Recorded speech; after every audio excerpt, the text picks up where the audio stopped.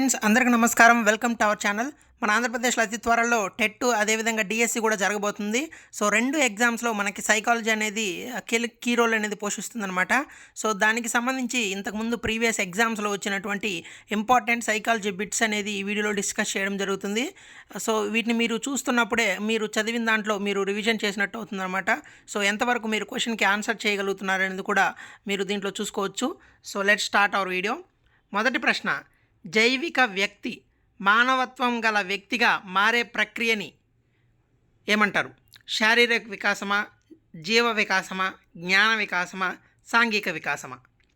So మనిషి మామూలుగా పుట్టినప్పుడు మామూలుగానే ఉంటాడు.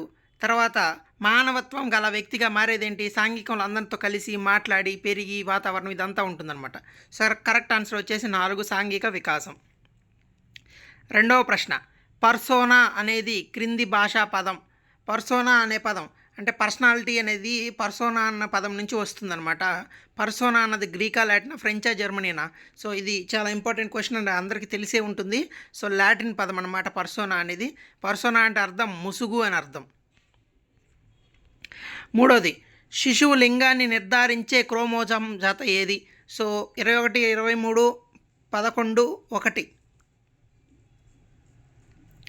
సో మనకి టోటల్గా 23 జాతలు ఉంటాయి. 22 అనేది కామన్గా ఉంటాయి అన్నమాట మెన్ అండ్ ఉమెన్లో. సో 23వ జాత మెన్లో కొంచెం డిఫరెంట్గా ఉంటుందన్నమాట. XY క్రోమోజోమ్ అనేది ఉంటుందన్నమాట. XX కలిస్తే ఆడపిల్ల, XY కలిస్తే మగపిల్లడని పుడతాడు. సో 23వ క్రోమోజోమ్ జాత అనేది శిశువు లింగాన్ని నిర్ధారిస్తుంది. తర్వాత 4వ ప్రశ్న, ఏ రంగంలో రాణించని వాడు మరో రంగంలో రాణించడం ఏ రక్షక తంత్రం? అంటే ఒక రంగంలో రాణించలేదు, వేరే రంగంలో రాణించాడు అనమాట. దాన్ని ఏమంటారంటే విస్థాపనమా, ప్రతిగమనమా, తదాత్మీకరణమా, పరిహారమా? సో కరెక్ట్ ఆన్సర్ వచ్చేసి పరిహారం. ఒక దాంట్లో సాధించలేక వేరే దాంట్లోకి వెళ్ళి ఎక్కడ సాధించి బాగా రాణిస్తే దాన్ని పరిహారం అంటారనమాట. తర్వాతి ప్రశ్న, 10వ తరగతి చదువుతున్న మంజు తన తోటి విద్యార్థి మీనాతో తనకి ఇంగ్లీష్లో సహాయం చేస్తే నీకు గణితంలో సహాయం చేస్తానని హామీ ఇవ్వడం అనేది కోల్బర్గ్ ప్రకారం సహజ సంతోషం, సహకారి నేపథ్య నీత, విధేయత, శిక్ష నేపథ్య నీత, ప్రజాస్వామిక ఆమోదించబడిన నేపథ్య నీత, సార్వత్రిక నీతిని సూత్రాలు నేపథ్య నీత? సో సహజ సంతోషం, సహకారి నేపథ్య నీతి అనేది కరెక్ట్ ఆన్సర్ అనమాట. 1. తర్వాత ప్రశ్న, national committee for mental health ఏర్పాటు చేయబడిన సంవత్సరం 1809, 1919, 1909, 1819. 1909లో మనకి national committee for mental health అనేది ఏర్పాటు చేయడం జరిగిందనమాట.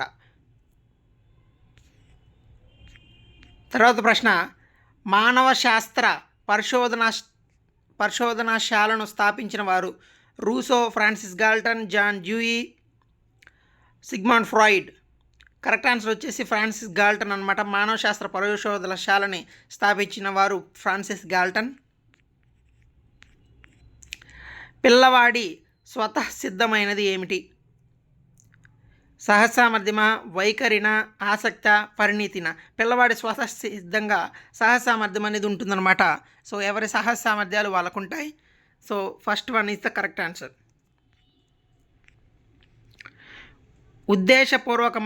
ఉద్దేశపూర్వకమైన పంచుకోబడిన ఆలోచనలే వివేచన అన్నది ఎవరు?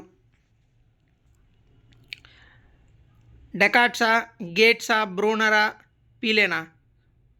Gates is the correct answer.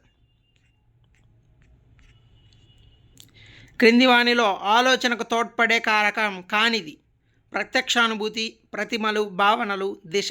So మొదటి 3 అనేవి ఆలోచనకు తోడ్పడే కారకాలు అనమాట. దిశ అనేది ఆలోచనకు తోడ్పడనే కారకం, కాబట్టి 4 అనేది కరెక్ట్ ఆన్సర్. ధారణ వక్రరేఖలను రూపొందించిన వారు ఎవరు?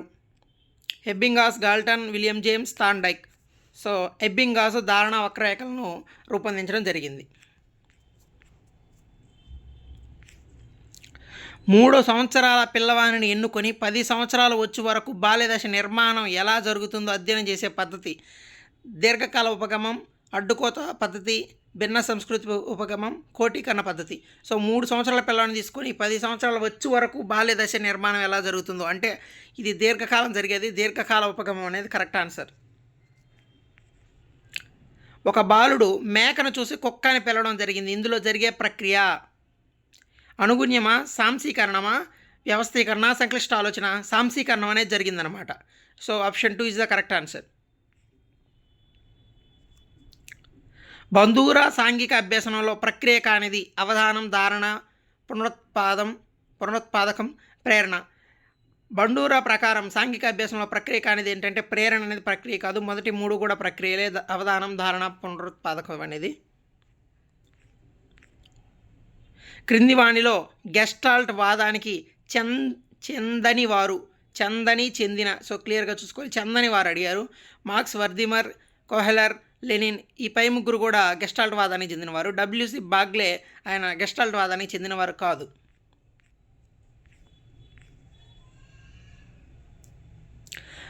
మ్యాథ్స్ సెర్చ్ ఫర్ మీనింగ్ గ్రంథ రచయిత MacIver, Cleland, Victor Frankl, Abraham Maslow.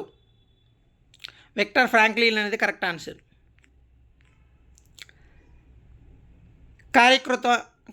కార్యక్రమయుత అభ్యాసనం ఈ నిబంధన సిద్ధాంతం ఆధారంగా ఏర్పడింది. శాస్త్రీయ నిబంధన, కార్యసాధక నిబంధన, యత్నదోష లేకపోతే ఉద్దేశపూర్వక. కార్యసాధక నిబంధన ద్వారా కార్యక్రమతో అభ్యాసనం అనేది ఏర్పడిందనమాట. సో ఆప్షన్ 2 అనేది కరెక్ట్ ఆన్సర్. 20 నుండి 30 సెకండ్లు మాత్రమే ఉండే స్మృతి ఏంటి? దీర్ఘకాలిక స్మృతి, స్వల్పకాలిక స్మృతి, క్రియాత్మక స్మృతి, బట్టి స్మృతి. సో 20 నుంచి 30 సెకండ్లు అంటే స్వల్పకాలిక స్మృతి, తక్కువ సమయమే కదా. తెలుగు భాష నేర్చుకున్న వ్యక్తి ఇప్పుడు కన్నడ భాష సులభంగా నేర్చుకోగలడు.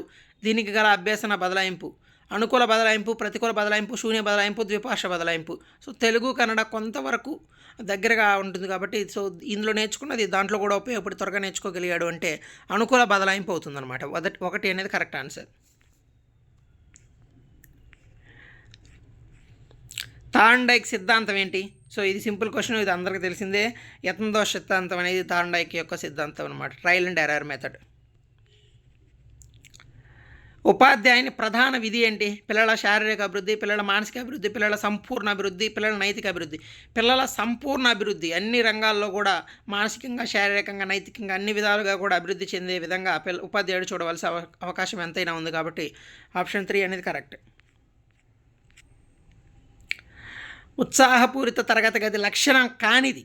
సో పిల్లలు కృత్యాలు, ప్రయోగాలు చేస్తూ ఉంటారు, ఇది లక్షణమే కదా. పిల్లలు ప్రశ్నిస్తూ ఉంటారు, ఇది కూడా మంచిదే. పిల్లలు ఒకరితో ఒకరు చర్చిస్తూ ఉంటారు, ఇది మంచిదే. పిల్లలు నిష్క్రియాత్మకంగా వింటూ ఉంటారు, సో ఇది మంచి పద్ధతి కాదనమాట. వాళ్ళు ప్రశ్నిస్తూ, అడుగుతూ, మాట్లాడుతూ సో దాని గురించి డిస్కస్ చేస్తూ ఉంటే మంచిది. సో 4 అనేది కరెక్ట్ ఆన్సర్. నేర్చుకోవడంలో పిల్లలు ఎలా వెనకబడతారు అనే పుస్తకాన్ని రచించిన వారు ఎవరు? Robinson, Victor Frankl, John Dewey, John Holt అనేది కరెక్ట్ ఆన్సర్ అనమాట. ఆయనే నేర్చుకోవడంలో పిల్లలు ఎలా వెనకబడతారనే గ్రంథాన్ని రాశాడు.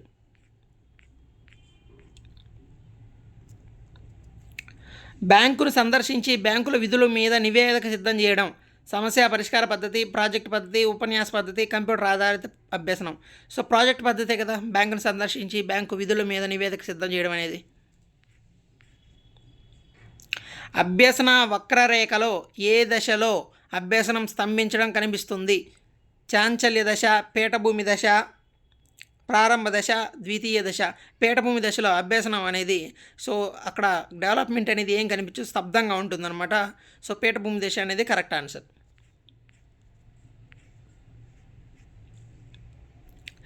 ఎన్పిఈ 2020 ఏ సంవత్సరం నాటికి ప్రీ స్కూల్ నుండి సెకండరీ స్థాయి వరకు 100% స్థూల నమోదు నిష్పత్తి లక్ష్యంగా పెట్టుకుంది?